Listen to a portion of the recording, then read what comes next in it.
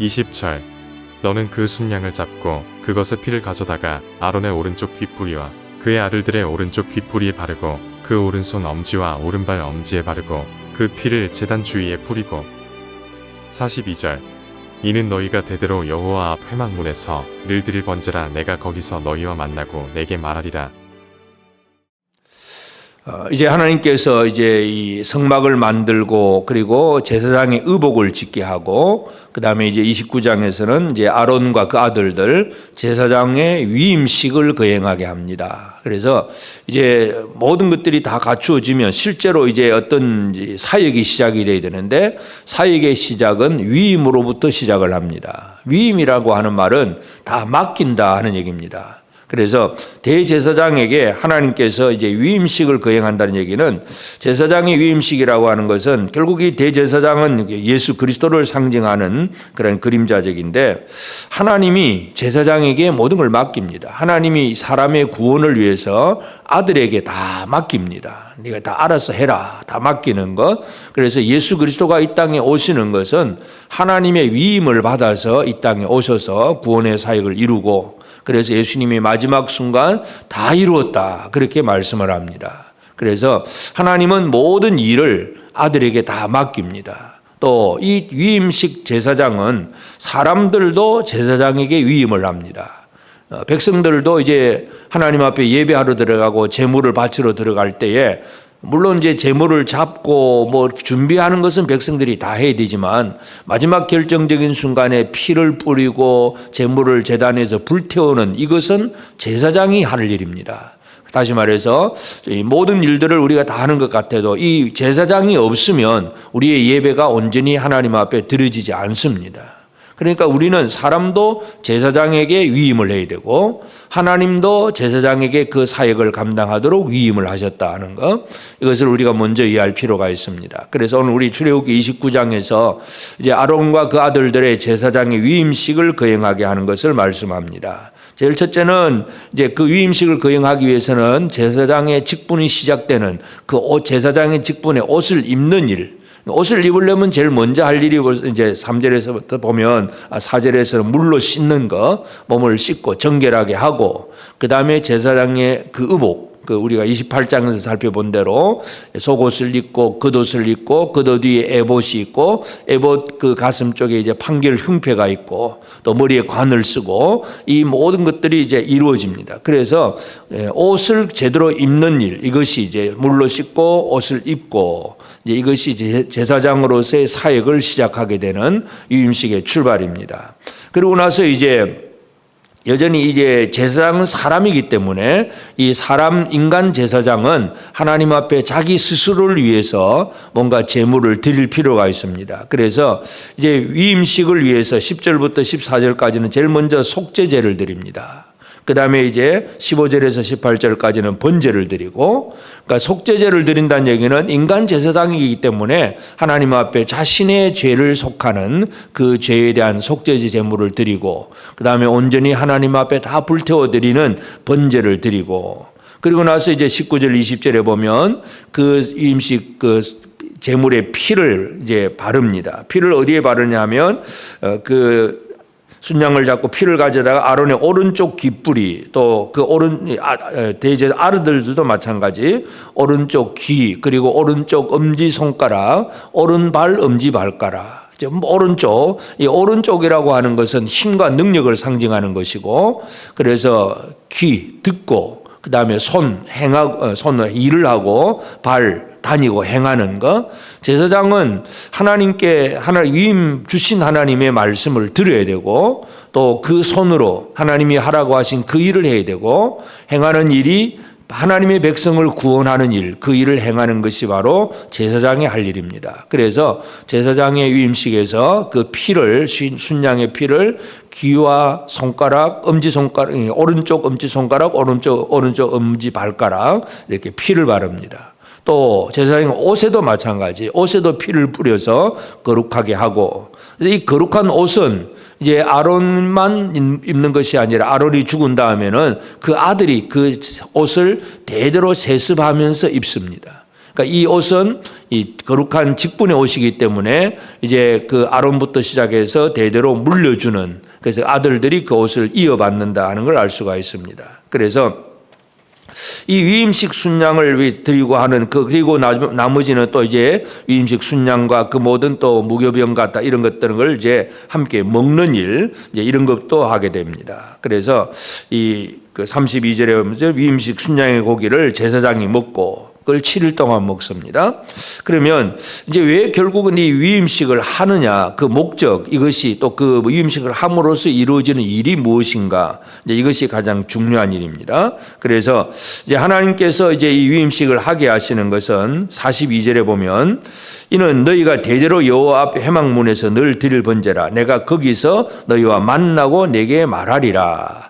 하나님은 이 제사장을 통해서 또 이 생막의 제단에서 제물을 드리는 일을 통해서 하나님께서 그들과 만나고 또 말하리라. 그렇게 말씀을 합니다. 이 제사장은 사람이 하나님을 볼 수는 없습니다. 하나님의 영상을 볼 수가 없기 때문에 제사장을 통해서 하나님을 보게 되고 제사장을 통해서 주는 말씀을 듣게 되고, 그래서 이 제사장을 세우시는 하나님은 백성들과 만나고 말하리라 그렇게 말씀을 합니다. 그래서 오늘도 우리가 이 시대를 살아가면서 우리가 직접 하나님의 얼굴을 볼 수는 없습니다. 그러나 우리의 대제사장이신 예수 그리스도, 예수께서 주신 그 말씀을 듣고 보고 또 그래서 말씀을 깨닫는 것, 이것이 바로 하나님을 만나는 일입니다. 그래서 오늘 이 아침도 우리는 우리의 기도만, 우리의 소원만 아뢰는 기도가 아니라 하나님의 말씀을 듣고 하나님의 말씀이 뭔가를 깨닫고 또 우리의 기도를 드리고, 이것이 하나님과의 만남의 순간입니다. 물론 이것이 이제 이 지금 그 38절부터 보면 매일 아침 저녁으로 드리게 합니다. 상번제를 매일 아침 저녁으로 드리게 합니다. 결국 우리가 새벽 기도회가 상번제와 마찬가지입니다. 매일 만남입니다. 하나님과 매일 만나고 하나님의 말씀을 듣는 것, 이것이 우리에게 중요합니다. 그렇게 되면 43절에 내가 거기서 이스라엘 자손을 만나리니 내 영광으로 말미암아 회막이 거룩하게 될지라. 만나는 그 만남을 통해서 이루어지는 것은 바로 회막이 거룩하게 됩니다. 44절에도 내가 그 회막과 제단을 거룩하게 하며 아론과 그 아들들도 거룩하게 하여 내게 제사장 직분을 행하게 하며, 그래서 하나님께서 이 모든 것들을 거룩하게 하고 만나고 거룩하게 하고, 그 다음에 이제 45절 내가 이스라엘 자손 중에 거하여 그들의 하나님이 되리니 46절 그들은 내가 그들의 하나님 여호와로서 그들 중에 거하려고 그들을 애굽 땅에서 인도하여 낸 줄을 알리라. 나는 그들의 하나님 여호와니라. 그래서 하나님은 구원하신 하나님, 백성들은 구원받은 백성, 하나님의 백성, 이 관계를 이룬다는 것을 분명히 보여줍니다. 그래서 이 하나님께서 세우시는 제사장의 직분을 위임하는 그 모든 목적은 뭐냐면 하나님과 하나님 백성과의 그 만남이고 그 관계를 이루는 것이고, 그들의 결과적으로 그들 모두를 거룩한 백성으로 만드는 일이다. 이것을 우리가 이해할 수 있습니다. 그래서 오늘 우리가 출애굽기 29장을 통해서 제사장의 위임식이라고 하는 것은 바로 하나님께서 이 제사장에게 그 구원의 사역을 다 맡겨놓은 것이고, 사람들도 우리의 모든 예배도 제사장에게 맡겨서 예수 이름을 의지하고 기도하는 것이고, 예수 이름으로 우리가 하나님 아버지 앞에 나아가는 것이고, 결국 우리의 유일한 대제사장은 예수 그리스도밖에 없습니다.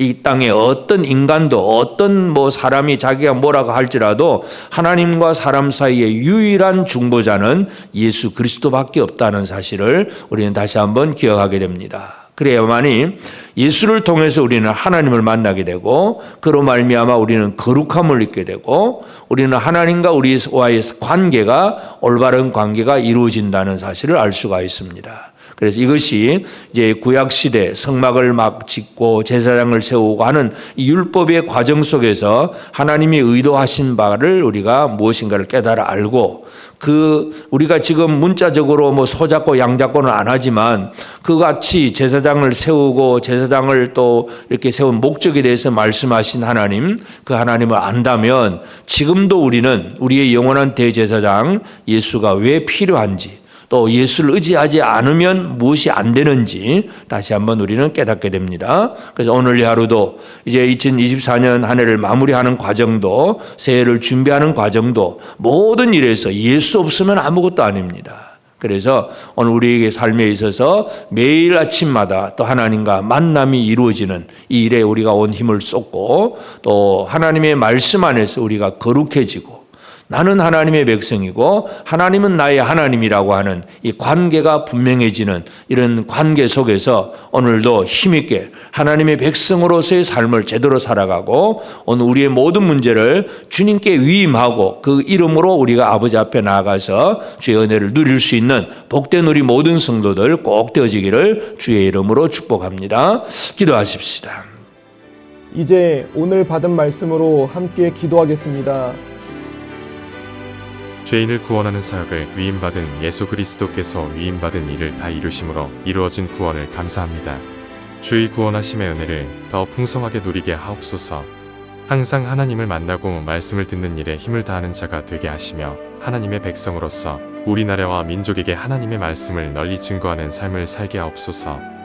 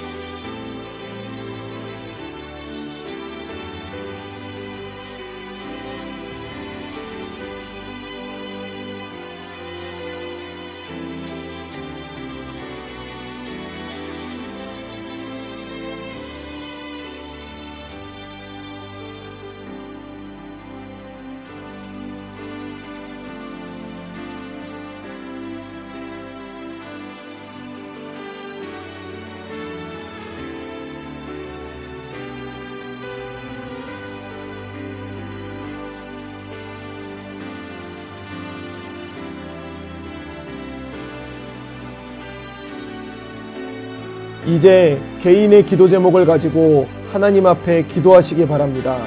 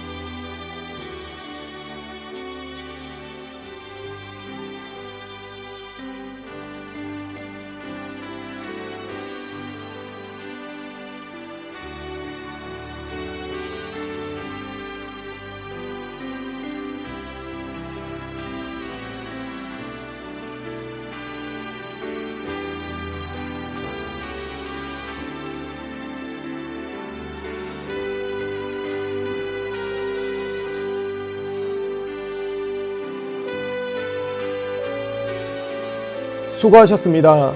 오늘도 하나님의 인도하심 가운데 승리의 하루를 보내시는 우리 재건부평교회 모든 성도님들이 되시기를 주님의 이름으로 축복합니다.